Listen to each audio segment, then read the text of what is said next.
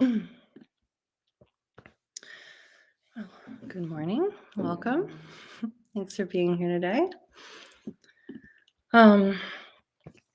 So the first thing that we do whenever we sit down to meditate is to establish our intention. So whatever kind of morning we've had, whatever kind of week we've had, we can just let that go now and come into the present moment here on our cushions or in our chairs. And we'll take a moment to just generate compassion for all sentient beings who have been our kind mothers in countless lifetimes. And we can make the wish that our meditation practice today will bring benefit to them.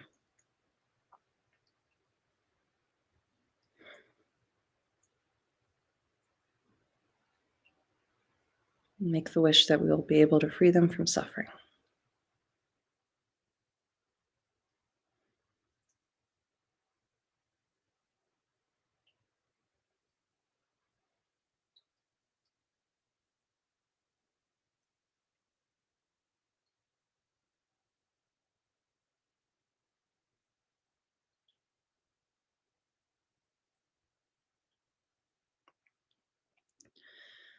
And we'll say the 7-line prayer 3 times.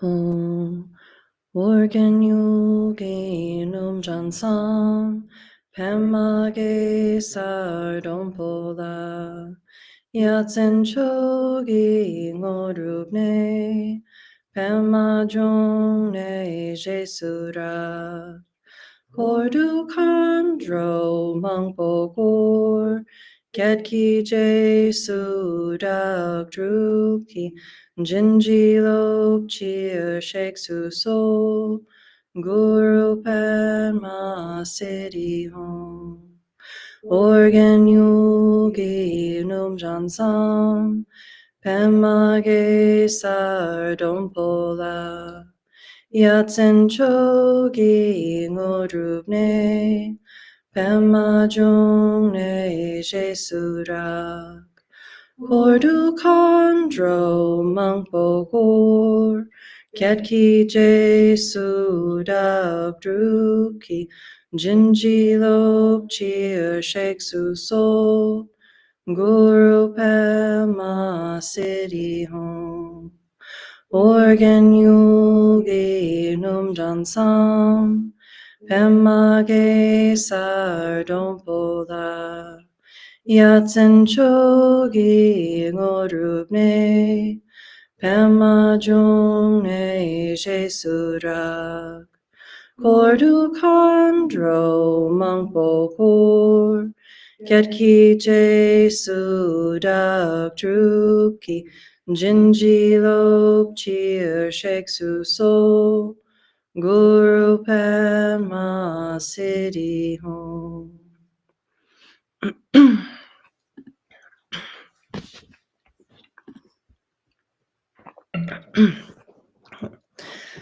So the meditation that we'll be doing today is called Shamatha meditation or calm abiding meditation. And this is taught by Jetsma Akan Lamo in her book, Stabilizing the Mind. So Jetsma has taught that meditation is the natural state of mind when it's relaxed, stable, and open.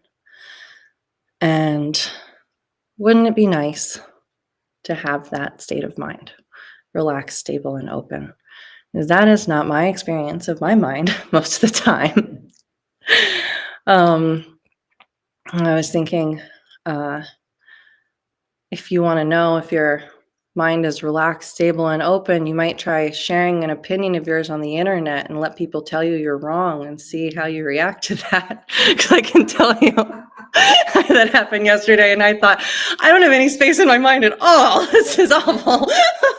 Someone told me I'm wrong, and I was like, I'm not wrong. It's amazing to see how quickly it's like you just, oh my goodness, your mind just zooms in and just you get no space. All the air is sucked out of the room. And suddenly all there is just you're just locked in on that self-concern. And then you have all of these emotions that come up to protect yourself. You get angry and you other people. Now the other people are your enemies. And and it happens so fast. It happens so fast. Um, and and it can happen fast like that because we don't have any stability. Our mind is not, if we have any experiences of our mind being relaxed and open, it's not stable. Then, it's a cloudy day and it's not stable. And now we're not having that experience, or someone says something we don't like to us, and now we're not relaxed and open. It's just immediately, we don't have any ability to just remain in that state, to abide in that state. And so this practice, we practice abiding in this state with the mind relaxed, stable, and open. And I think of an open mind too. I think about if you imagine a butterfly landing on your palm, how you have an open palm and a butterfly can come and land on it. And you don't grasp it. You don't want to grab the butterfly. You just keep your palm open, and the butterfly does what it does. It flies away, comes back, flies away, comes back, and your mind is open and it allows it, lets it be, not grasping. And you can appreciate the butterfly coming and going, and it's beautiful. And your mind just stays open for that experience to flutter through. But that's not usually what we do. Usually we grab everything. I want to grab it. So this practice helps us to abide in this state of relaxed, stable, and open mind. And this practice trains our mind to be calm and relaxed, while also being alert and wakeful. So we're not, it's a very relaxing practice, but we're practicing it to wake up. So we want to be awake to what's going on in the present moment. And awake to the true nature of reality, the true nature of our mind. And the point of this meditation is to create space in the mind. And that is one of the main things this meditation does, is create space in the mind.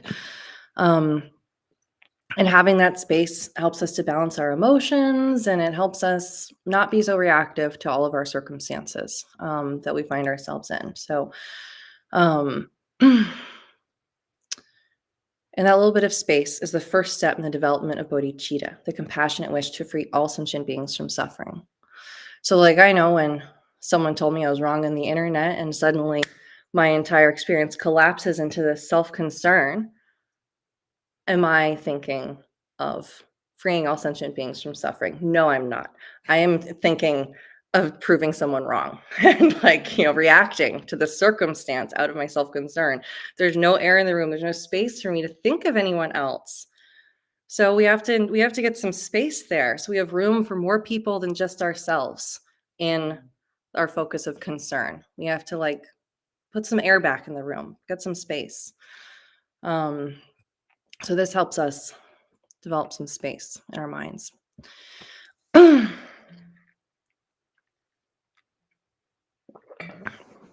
we can take a comfortable seat. You can do this practice sitting in a chair or sitting on the floor. However you're sitting, you want to feel like you have a stable base. So that means having the right cushion, having your legs arranged in a way. If you're sitting on a chair, if you're very short, you want to have your feet on the floor, have a cushion under your feet or something, so you can have your feet on the floor. We don't want to feel like we're floating in midair. We have a stable base. We place our hands in our lap, gently relaxed. Traditionally, we hold one hand in the other with the thumbs touching, and then place the hands so the thumbs are just below the navel, but you can also just rest your hands on your thighs. Your spine is straight. Your shoulders are back, open. Your elbows are out a bit, so you have this openness around your rib cage as well. A lot of room to breathe. We're not constricting our breath at all. And our body is relaxed. We're holding ourselves in this position, but our muscles are relaxed. And your eyes will remain open, looking downwards. You can imagine a line following the bridge of your nose, going down, down, down to the ground. And just find a place along that line where it's comfortable to rest your gaze. And then lastly, place the tip of your tongue right behind your front teeth. It's like saying the letter L. Relax completely. Just breathe naturally. Relax into your natural rhythm of breath.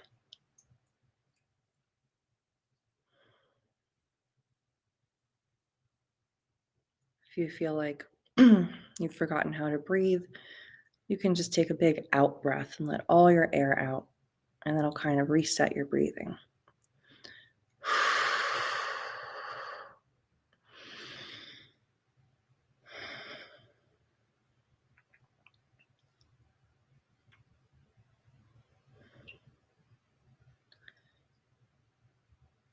We just relax into our natural rhythm of breath, not trying to change it in any way.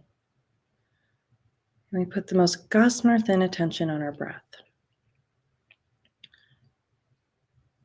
Not putting any pressure on the breath, just observing it, like taking your pulse.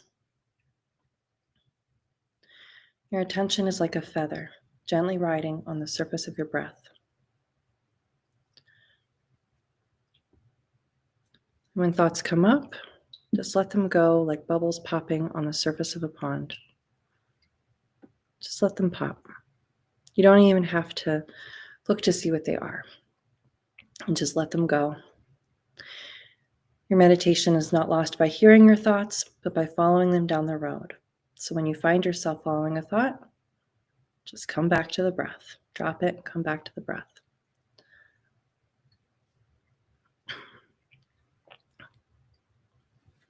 If it's really difficult for you to dismiss your thoughts, you can imagine cutting them up with scissors and throwing them away, or picking them up with tongs and dropping them. You always return to that single-pointed concentration. You return again and again to that gossamer thin attention on your breath.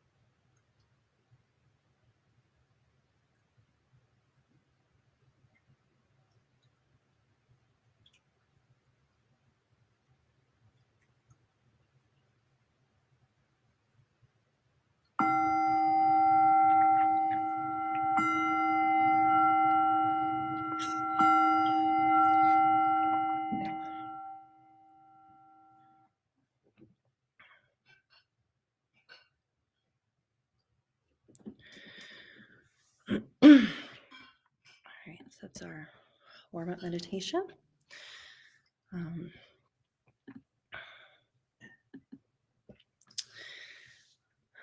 So I say it's good if you're just starting a meditation practice, it's really good to just do little bursts. I think most people in this room are not just starting, but for those online, if you're just getting into meditation, it's really good to start with very short sessions. Just it's like building a muscle when we meditate. It's like building a muscle. We're starting new habits, working our minds in a different way. And it's just like when you go to the gym and you're lifting weights and you don't want to, overdo it, overtax yourself and hurt yourself. And, with that, if you wear yourself out, if you go and uh, you lift weights the first few times, you're probably going to have good form when you're lifting your weights. And then after a while, those muscles tire and you start having bad form. And then if you keep practicing and practicing, suddenly you're like, who knows what you're practicing? What are you, it's like, you don't know what you're practicing then because you've exhausted yourself. You're gone beyond your capacity. So it's good to just do short bursts so that we can actually be practicing meditation when we're practicing meditation. So when we're meditating, it's really a practice of constantly being distracted and coming back to the breath. So when we get exhausted or when we lose our awareness, we don't notice that we're distracted and we stop coming back to the breath. We get lost in the distractions.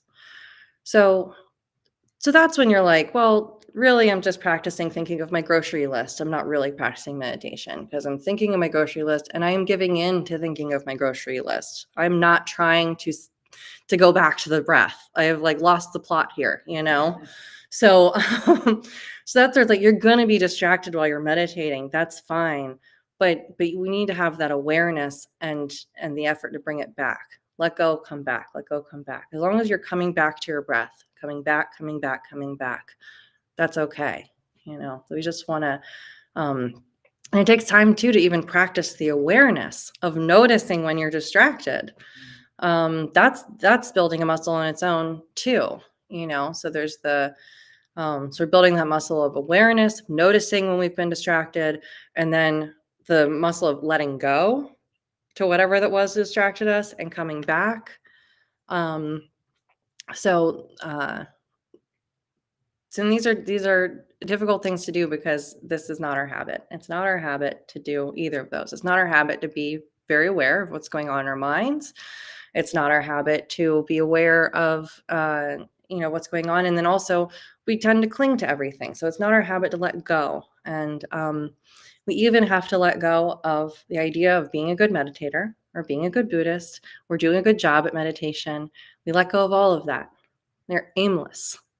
All we are doing is sitting up straight and watching our breath. That's it. We're not trying to be good at sitting up straight. We're not trying to be good at watching our breath. We're not trying to impress anyone. We're not trying to do anything. And we're just sitting up straight, resting our attention on the breath. Just you and your breath. That's it. And so all of you are renunciates here as well. Then, that's letting go. In this practice, we are practicing renunciation and in the letting go. So we're letting go of any of our concerns. We're letting go of our ambitions. When the Buddha left his life as a prince and he left his wife and son and he cut his hair and he left his royal wealth behind, and he was also leaving behind his ambitions as a prince and his worldly ambitions. And that's also something that we're doing in this practice, is we are letting go of any ambition. We are not trying to, at least in the few moments, at least in the first few moments of meditation, we are not trying to be anything. We're not trying to get enlightened. All we're doing is just being with the breath. That's it. So we let go of all of that. And it's one of those things where by letting go of the ambition to be enlightened, you can be enlightened, but but in the practice, we let go of even that ambition. So just gonna rest with the breath. So we're going to now do a longer meditation session. All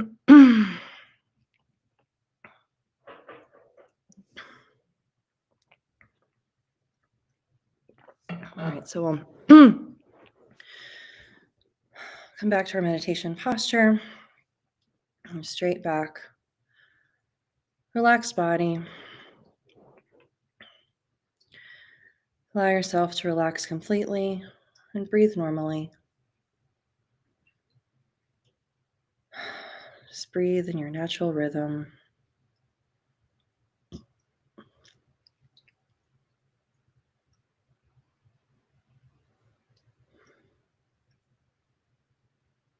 And then put the most gossamer thin attention on your breath. It's just like taking your pulse. Don't put any pressure on it. Just observe it. Your attention is like a feather, gently riding on the surface of your breath. Return again and again to the gossamer thin attention on your breath.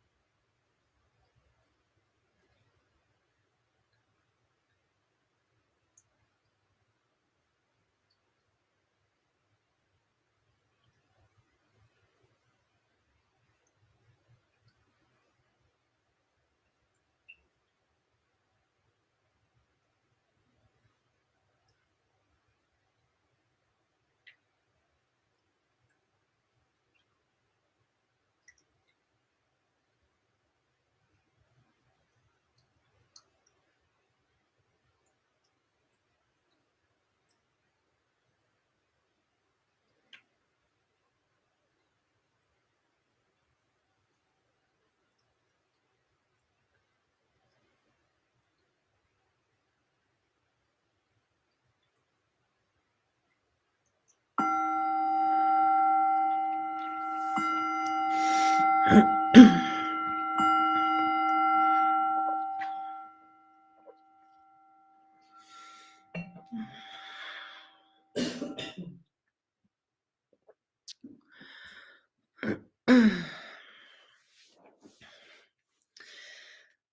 so that's our long meditation session. Um, it's kind of amazing sometimes how just sitting with the breath, how much terrain your mind can cover during that time. We're just right here in our cushions, but like, wow, you can go so many places during that time. um, it makes you think, like Kempo Norgay taught about when we die during the Poa retreat. It's talking about when we die, and suddenly, when you're not anchored in this body, then when your thoughts go here or there, you're there. You're there. And so it's so difficult to practice at the time of death when you don't have this body. We don't always think about what a blessing it is to have this body that helps us to stay in the present moment more so than when we don't have that body, and then we can just go anywhere our mind tells us to. At least here we've got something to ground us, something to come back to. It's much easier when we are in this life with this body. It is much easier when we get distracted to come back to the breath. We have the opportunity to come back to the breath. And after we die, we don't necessarily have that opportunity. We're distracted and we're going here, we're going there, we're going there. What are you coming back to? You don't have that. You don't have this body anymore to ground yourself in that same way. So it's very good to practice this while it's easier. This is our training wheels. The Precious Human Rebirth gives us our training wheels so we can practice coming back to our breath, staying focused. I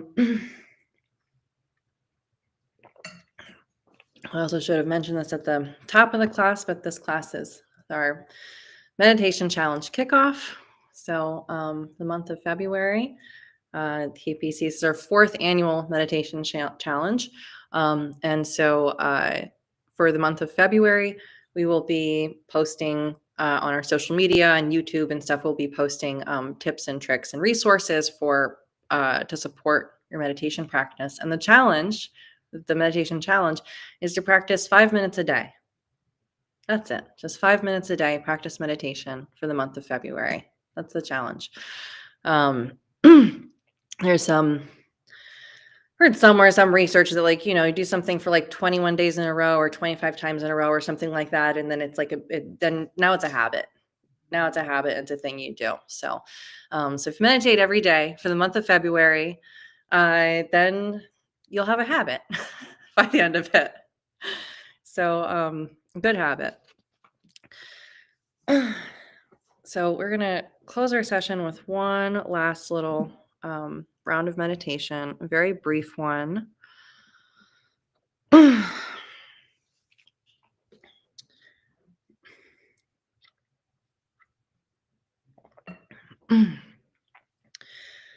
We come back to our meditation posture. Straight back, relaxed body.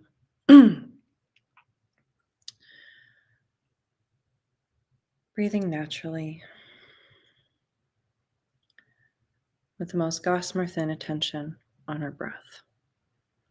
Your attention is like a feather, gently riding on the surface of your breath.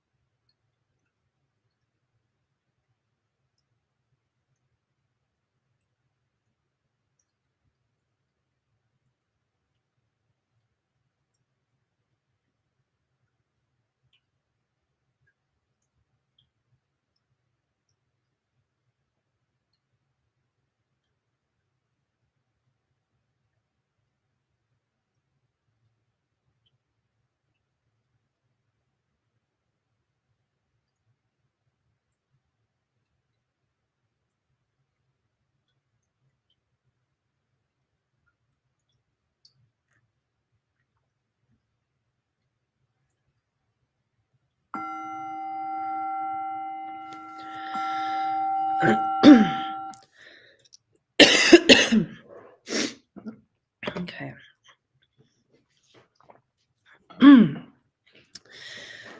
So that is our meditation practice for today.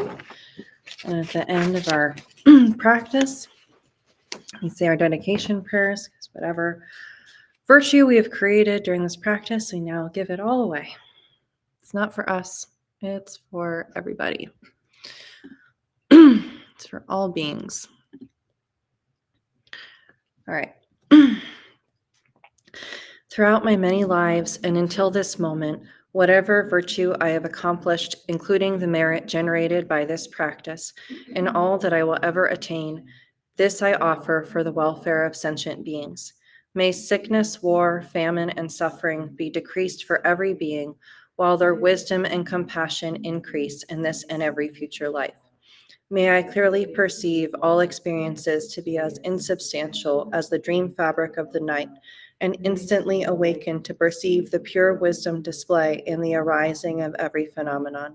May I quickly attain enlightenment in order to work ceaselessly for the liberation of all sentient beings.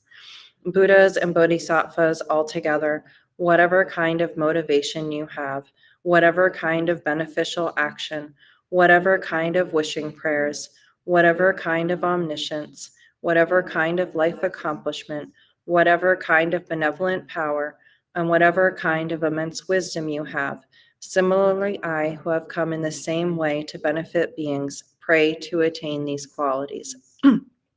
By this effort, may all sentient beings be free of suffering. May their minds be filled with the nectar of virtue. In this way, may all causes resulting in suffering be extinguished, and only the light of compassion shine throughout all realms. All right. Well, thank you so much for coming today. Thank you to everyone.